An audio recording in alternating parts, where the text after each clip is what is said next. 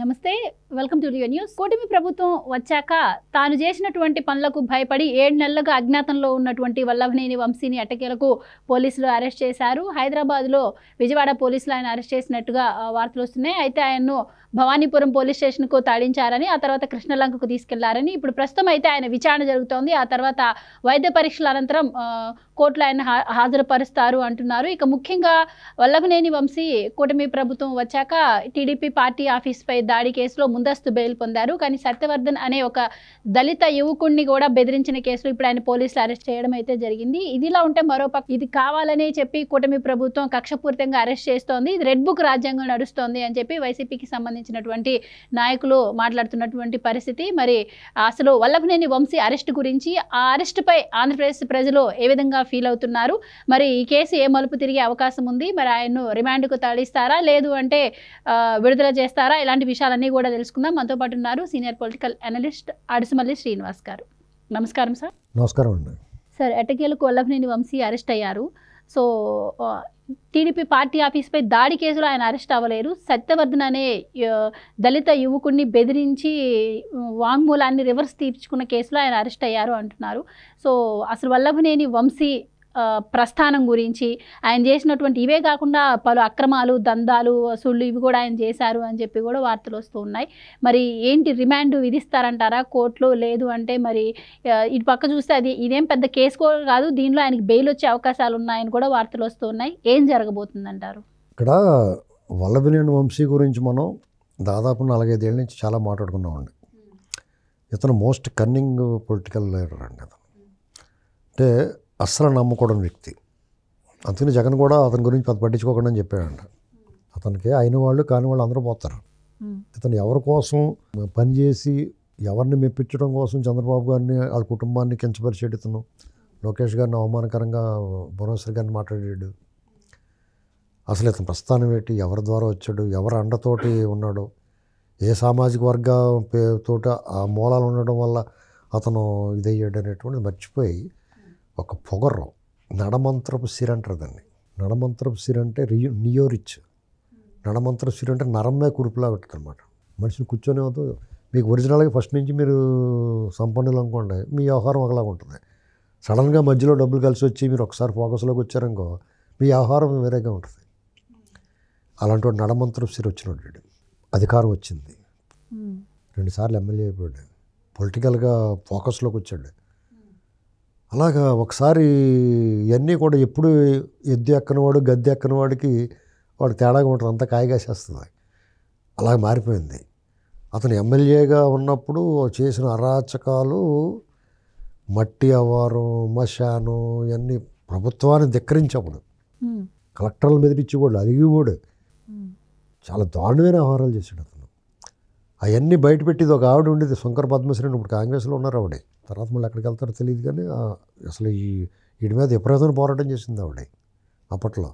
ఈ తెలుగుదేశంలో ఉండగానే, ఆ తెలుగుదేశంలో ఉండి ఆ తర్వాత 2019 మళ్ళీ వెంటనే జగన్ అయిపోయాడు. ఇంకా అసలు అడ్డు అదుపు లేదు, దౌర్జన్యం. ఇప్పుడు చంద్రబాబు గారి దగ్గర ఏమంటారు ఇలాంటి వాళ్ళు, ఇలాంటి అరాచక శక్తులు చంద్రబాబు గారు అంబుల పొదిలో ఉండలేరు, పావుల్లో బయటకు పాక్కుపోతారు వీళ్ళు. ఎందుకంటే ఆయన క్రమశిక్షణ పెడతారు, డిసిప్లిన్ పెడతాడు, ఇలాంటి వాటిలో ఉండలేరు వాళ్ళు. ఎందుకంటే అంతకన్నా అరాచకపాత ఉండాలి ఆ నాయకుడు. జగన్ సూట్ అయ్యాడు. ఇవాళ జగన్ కూడా భరించలేక మనవాళ్ళు ఎవరు మాట్లాడుకుంటారు బాబుండ, వీడిని మించిన నమ్మక ద్రోహి అతను. అర్థమైంది మీకు? తన దాకా వచ్చినప్పుడు తెలుస్తుంది, ఇప్పుడు తెలుస్తుంది అతనికి. ఇక్కడ సరే ఈ కేసు దగ్గరికి వస్తే, గన్నవరం పార్టీ ఆఫీసు, ఒకప్పుడు అతను ఎమ్మెల్యేగా ఉన్నాడు, ఆ పార్టీకి బాధ్యుడిగా ఉన్నాడు.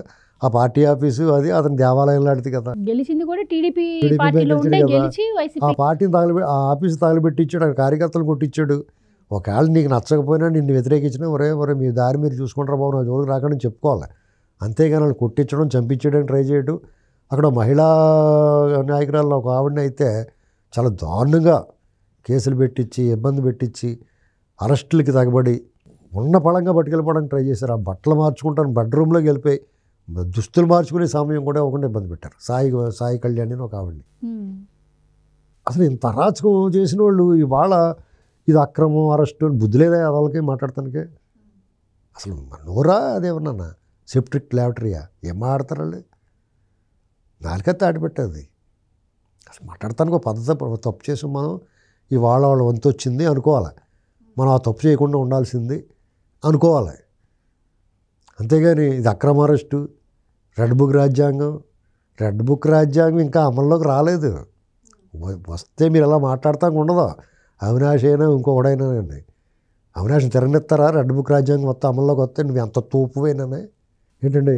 మీరు మీ వెనకాల మాలాంటి 10 మంది ఉండబట్టి మీరు తోపులు మీ గురించి మాట్లాడుతుంటే ఇవన్నీ ఏమవుతాయంటే ఈ వంశీ అయినా ఇంకొకడైనా వీళ్ళు స్వయం ప్రకాశకులేం కాదు. వీళ్ళు ఎవడో ఒకటి వీళ్ళు తోపులు తురుములు అని చెప్తుంటే, లేకపోతే వాళ్ళ వెనకాల 10 మంది తిరుగుతుంటే వాళ్ళు తోపులు తురుములు అనుకుంటారు జనం.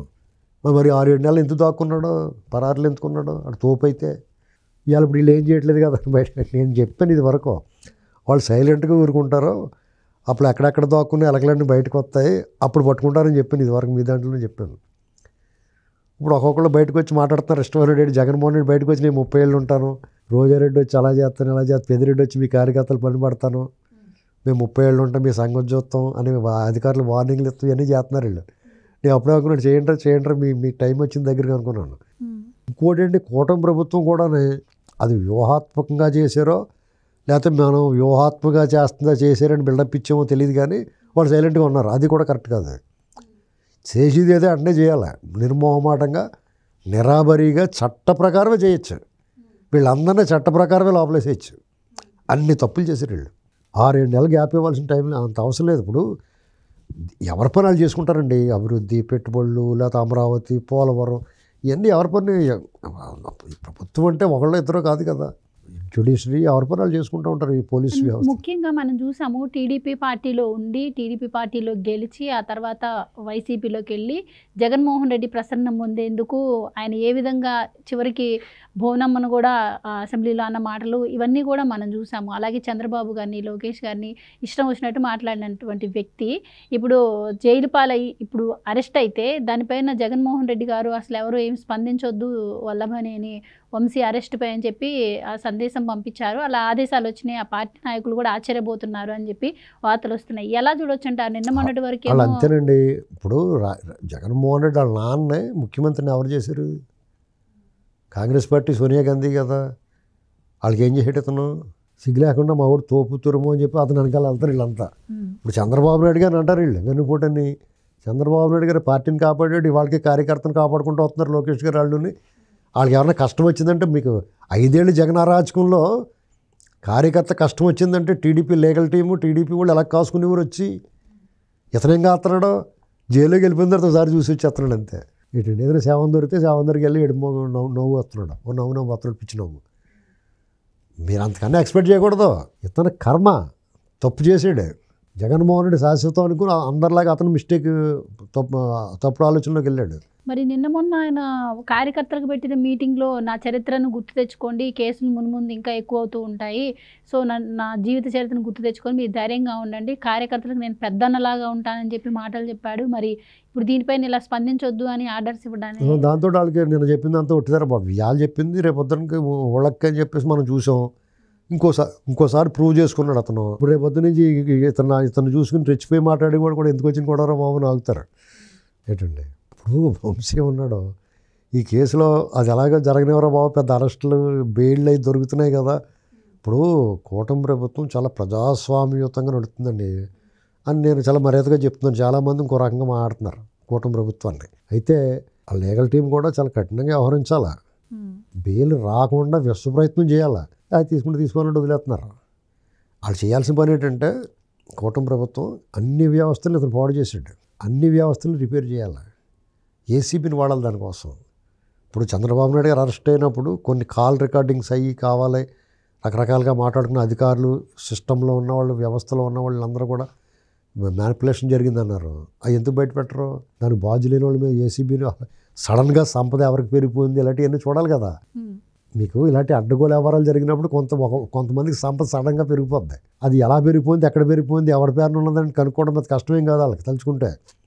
అవన్నీ చేసి ఆ సిస్టంలో ఉండి రాజ్యాంగ రక్షణ పొందుతున్న సిస్టంలో ఉన్న కొంతమందిని ఈదిలోకి ఈడ్చాలి. అప్పుడు మిగతా వాళ్ళు దారిలోకి ఉంటారు. అప్పుడు బేళ్ళు అయ్యి బేగా రావు, లేట్ అవుతాయి. కొంచెం జాగ్రత్తగా అన్నీ చూసుకుని ఇస్తూ ఉంటారు. ఏంటండి ఇప్పుడు మనం ఎవరిని నిందించలేము. కానీ సామాన్యుడు ఏమనుకుంటున్నాడు, మనకో న్యాయం బాగా జగన్మోహన్ రెడ్డి దొంగల ముఠాకో న్యాయం అనుకుంటున్నాడు కదా, అలాగే కనపడుతుంది కదా. ఆ అపోహలు కలిగించవచ్చా? ఆ అపోహ అనుమానం వస్తే ప్రజలకు ఏమైపోతారు, ఎవరు నమ్ముతారు? ఇంకా ఇప్పుడు ఇతను ఈ మామూలు తగలబెట్టిన కేసులో అయితే ఆడ పెద్ద శిక్ష పడకపోను, బెయిల్ వచ్చేస్తున్నాయి అందరికీ. పార్టీ ఆఫీస్ మీద దాడి చేసిన వాళ్ళందరికీ ముందస్తు బెయిల్ వచ్చేసిందన్న, ఎలా వచ్చేస్తుందండి? అరాచకవాదులకి ఎలా బెయిల్ వస్తుంది? అది ఎవరి లోపం ఆలోచించుకోవాలి. పార్టీ కూడా, కుటుంబంలో ఉన్న వాళ్ళు కూడా ఆలోచించాలి, తెలుగుదేశం పార్టీ కూడా ఆలోచించుకోవాలి. వాళ్ళ కార్యకర్తలకి ఏంట్రా ఏం చెయ్యి, మనం ఎంత చేష్టలు ఉడికి చేస్తున్నాం, ఏమి చేయలేకపోతున్నాం ఏంటంటే నిరాశలోకి వెళ్ళిపోతే కార్యకర్త ఇక దాన్ని యాక్టివేట్ చేయడం ఎవరి తరం కాదు. ఇతను అంతనే ఇతను గోతులు దిగాడు వచ్చి, అతను ఆ కుర్రోడి చేత అలాగా అఫిడవిట్ వేయించి అతను కిడ్నాప్ చేసినట్టు వాళ్ళు కేసు పెట్టారు. ఇప్పుడు మీరు అన్నట్టుగా అతని మీద వదిలేసి కేసులు ఏం కాదండి, ఇవన్నీ ఎస్సీ ఎస్టీ అట్రాసిటీ కేసు ఉంది, చీటింగ్ కేసు ఉంది, కిడ్నాప్ కేసు ఉంది, థ్రెటనింగ్ కేసు ఉంది, ఇప్పుడు పోలీసుల్ని బఫూన్స్ చేసాడు ఆ కేసు ఉంది, ఇలాంటివన్నీ ఉంటాయి. ఆ ట్రీట్మెంట్ ఎలాగిస్తారో చూడాలి. ఇప్పుడు ఏదో ఇది కక్షపూరితంగా అరెస్టు అని చెప్పి ప్రచారం చేస్తున్నారు, కానీ A71గా ఉన్నటువంటి వల్లభనేని వంశీని మామూలుగా అయితే అరెస్ట్ చేసేవాళ్ళు కాదు, ఆయన అలా ఉన్నా సరిపోయేది. ఇప్పుడు ఆ సత్యవర్ధన్ అనే ఒక ఎస్సీ DTP ఆపరేటర్ని బెదిరించి కిడ్నాప్ చేయడం వల్ల ఇప్పుడు అరెస్ట్ చేశారు. సో ఆయన గొయ్యి ఆయనే దోవుకున్నాడని కూడా అంటున్నారు. దాన్ని ఏమంటారంటే పడుకున్న గుర్రాన్ని లేపు తన్నించుకుంటామంటారండి దీన్ని. థ్యాంక్ యూ సో మచ్ అండి. Please subscribe to Leo news for more videos.